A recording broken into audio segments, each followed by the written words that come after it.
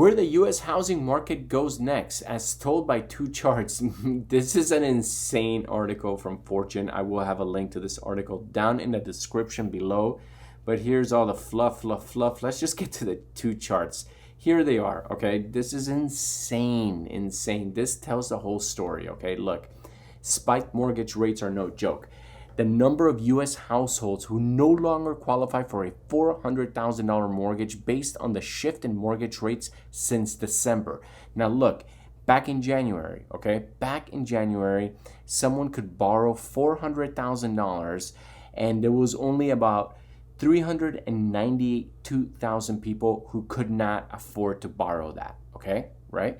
Now with the mortgage rates as high as they are, that number has jumped up to 13.3 million. Basically, 13 million people cannot afford a $400,000 mortgage. That is up from 400,000. So from 400,000 to 13 million. All those people cannot afford a $400,000 mortgage, okay? And to better understand this chart, let's jump into this graph right here. Look at this.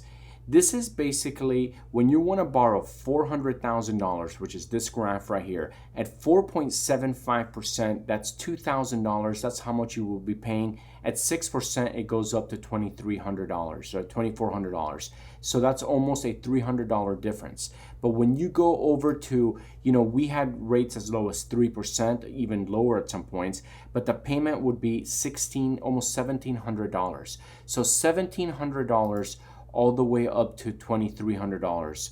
So that is how much? That's almost like $700 extra, right? So within those extra $700, basically that it's going up, $800.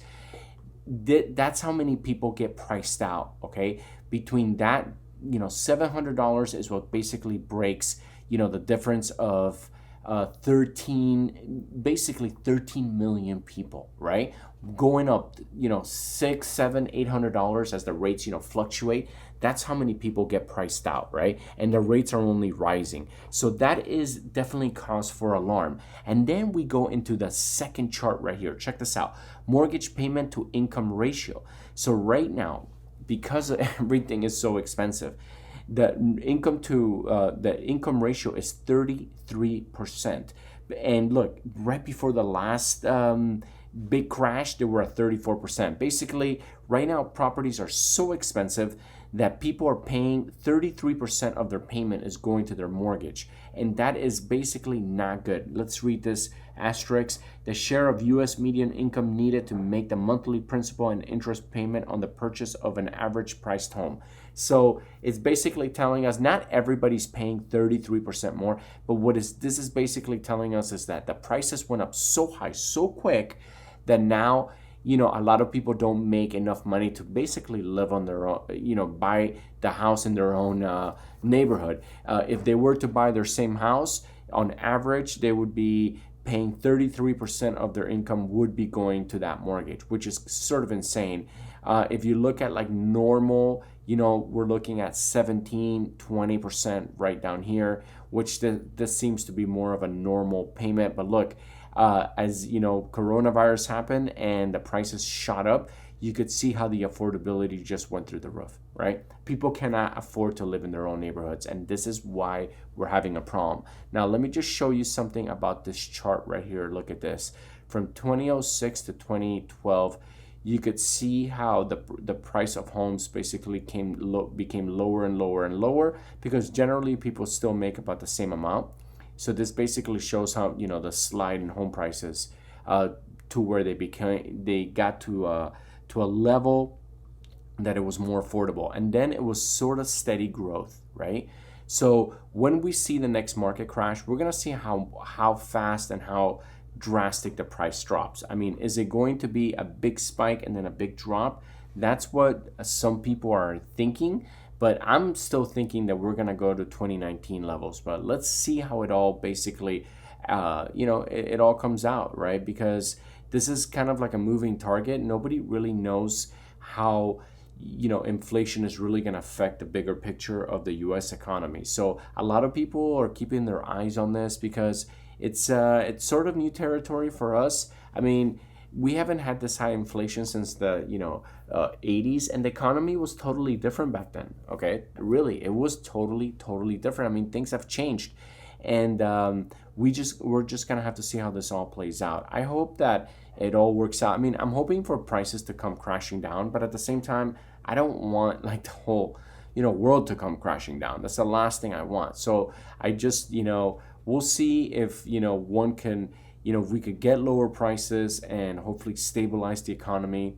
That's the best case scenario. And yeah, it might be a little scary on the way. There's definitely going to be some bad stories, but at the end of the day, right now, houses, if you look at the average median sale price, if we compare 2022 to 2019, it's just insane that the bubble, prices just went up way too high, and it's dangerous. It's dangerous for the economy. Remember, housing, when housing crashes, man, it brings everything down, and maybe things need to come down. I mean, maybe that's the process of, bringing down inflation, is really bringing down the economy and sort of starting from scratch.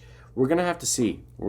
But, I predict some turbulent weather, coming. I'm not 100% sure of how it's all going to play out, but right now it's definitely the time to pay off all your debt, work really hard, start saving up for that big down payment, because you're gonna wanna. We might have some amazing buying opportunities really soon. I'm really looking forward to it. I'm being optimistic, and let's do this. Let's make it happen.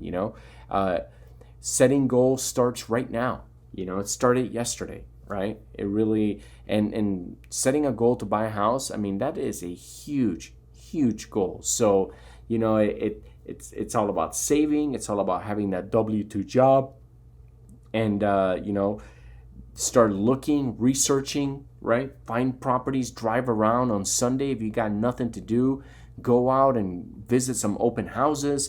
Go get a realtor. I mean, it's a wonderful process, and I encourage everyone to make that their goal. And if you already have a house, man, I encourage a lot of people to buy possibly a second property, although a lot of work, guys. I'm going to start making videos of owning a second property soon, because it's not easy. It's not easy. They people make you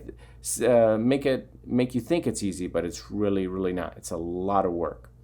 Now I'm going to go ahead and finish this video. I want to say thank you to everybody who's been supporting my channel and liking my videos and leaving comments. Thank you guys so much. It really does mean a lot to me. If you're new to my channel and you like my videos, please don't forget to smash that subscribe button and go ahead and like and leave a comment. Again, thank you guys so much for watching. I love you guys, and I'll see you on the next video.